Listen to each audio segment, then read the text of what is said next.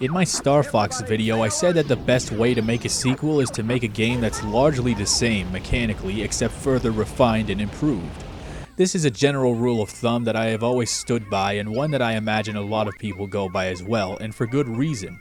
There have been countless instances of game developers making a sequel to a popular game but straying way too far from the previous game's roots to the point that it's not really recognizable. And as such, it almost feels like a betrayal to a tried and true formula. But on very rare occasions, a game will get a sequel that's completely different from its predecessors and still manage to be exceedingly good in its own right. Metroid Prime. Suddenly Metroid is a first-person shooter. It's considered one of the best video games of all time.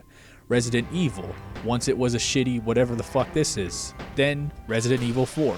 An over-the-shoulder third-person shooter which is widely considered to be the best game in the whole franchise. When it comes to RPGs, Paper Mario The Thousand Year Door is the fucking king.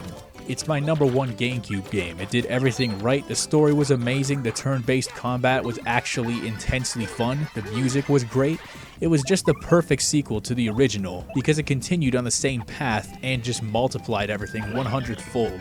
So when I saw Super Paper Mario for the first time, this 2D side-scrolling platformer looking thing, I was supremely fucking pissed.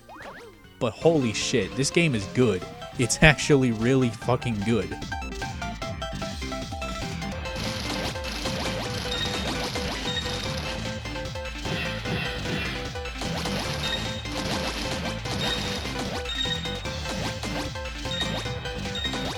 The story for Super Paper Mario is that Peach has been kidnapped again, so Mario and Luigi assume Bowser did it so they confront him, who has no idea what they're talking about. Then this Count Bleck guy shows up, revealing that he's the one who kidnapped her. Then he abducts everyone except Mario for some reason, and then he orchestrates a fake wedding between Peach and Bowser to forge a Chaos Heart that allows him to fulfill the cataclysmic prophecies laid out in the Dark Prognosticus. At this time, Mario is awoken by Tippy, a so-called pixel that explains to him what's going on.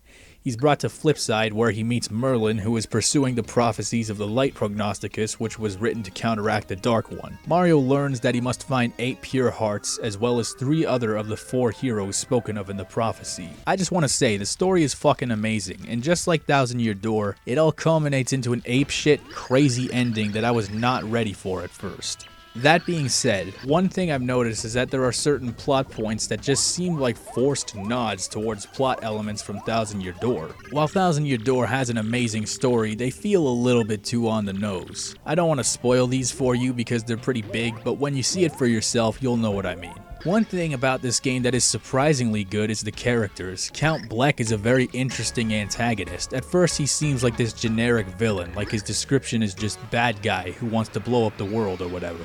But as you go along, you start to learn more and more about him. He's also fascinating because he seems to have a certain degree of compassion for his minions. Whether this is genuine or just theatrics isn't immediately clear. Grotus was an interesting villain as well, but his ultimate motives were never clear. I mean, yeah, by the end we know he wants to obliterate the world to make a better one, but we never find out what made him this way. In Super Paper Mario, Bleck's backstory is slowly made clear, which makes him a much more human villain.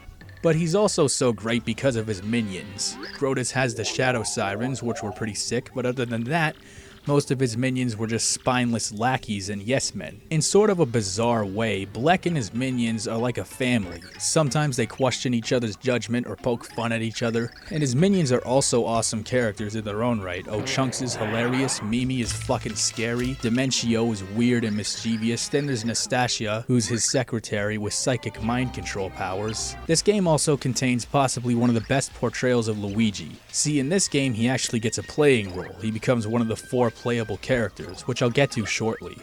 But as cool as that is, what really separates Luigi in this game from his other portrayals is how willing and ready he is to prove himself. These Goombas manipulate him by building him up like he's this big hero, only for him to immediately be brainwashed and turned into Mr. L, and becomes a part of the Bleck family, where in a weird twist of fate, he seems to be welcome and appreciated. which is fascinating because of his longtime reputation as a player too. But by far the best character in the game has to be Francis. He's this big nerdy lizard guy. Now obviously this character is really funny just because of how overdramatically geeky he is, but he's also amazing for an entirely different reason. I feel like this guy was put in the game as some sort of prediction of the backlash that the game would receive for deviating from the traditional Paper Mario style. If you look at this room, he has a shit ton of action figures and memorabilia from the previous games, and you can find anecdotes of him bitching about the creators of his favorite anime and stuff changing things. Francis is, or could be in a way, a representation of me and everyone else who hated this game upon its release. And if I'm at all correct about this, then that's a pretty ballsy move on their part. But all that shit's boring. Let's talk about the actual game. Even though it took a massive departure from the previous two games, it's actually damn good in its own right. Instead of turn-based combat, whenever you see an enemy, you can just fight them on the spot. You still get experience and level up, but instead of choosing between health or badge power, it just alternates between health and attack power. Which, thank fuck for finally being able to upgrade attack power, goddamn. As you go along, you get more attacks. You can throw enemies at each other, you can bomb them. You can also unlock a pixel that pretends to be a hammer, because apparently Mario just threw his hammer in the garbage after Thousand Year Door. A number of these abilities that you get are just recycled from Thousand Year Door, but still, they're used to good effect. In this game, you don't only play as Mario, but also Luigi, Peach, and Bowser. They all have unique abilities. Bowser can set people on fire, Luigi can do a super jump that was also from Thousand Year Door.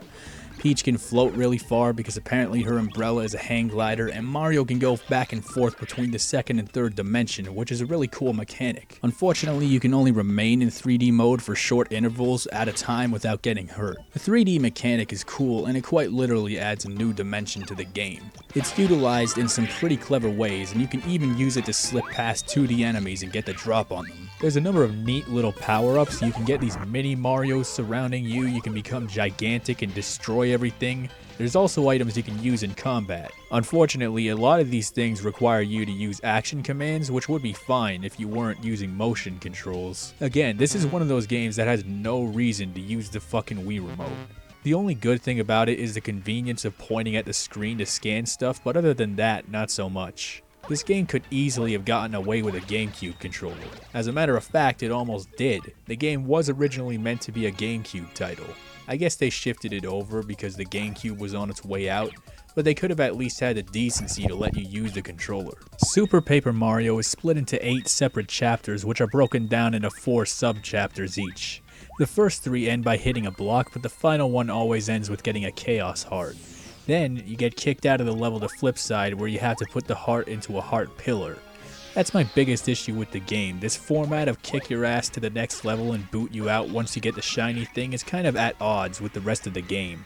It also creates a feeling of disjointedness because there isn't an especially smooth transition from one microchapter to another, which can make the pacing feel a little bit jarring at times. Another issue I have while we're talking about the levels is the fact that so many levels look almost identical all the way through, like this one. Or this one. This can make navigation an absolutely horrifying, torturous fucking nightmare. I actually get eye strain after staring at this for hours trying to figure out where the hell to go. And because of how much vertical space this game has in comparison to Thousand Year Door, it makes it like impossibly worse. It doesn't even look that much more distinctive in the third dimension. Not that it'd be particularly helpful anyway, because only Mario can go 3D and only for limited intervals of time. Not all the levels are this bad, in fact most of them are actually pretty good. The mansion is pretty cool, then of course there's Fort Francis, and then there's this.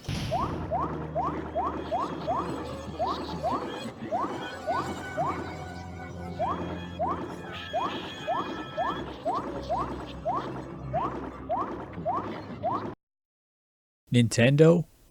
What in the actual fuck? The presentation is great, the art style is as appealing as always, and the graphics have aged well. The only thing that bothers me is the character designs. So many of these characters are just simple shapes glued to each other. I realize that the art style is meant to be unrealistic and paper-ish, but the previous games managed to do that while still having decent, somewhat diverse character designs. Still, it's certainly better than all the toads in Color Splash. The music is really good too. Kinda. See, the thing is, unlike Paper Mario The Thousand Year Door, where every song just nailed its respective scenario perfectly, a lot of the music in this game, I've noticed, can be a bit generic.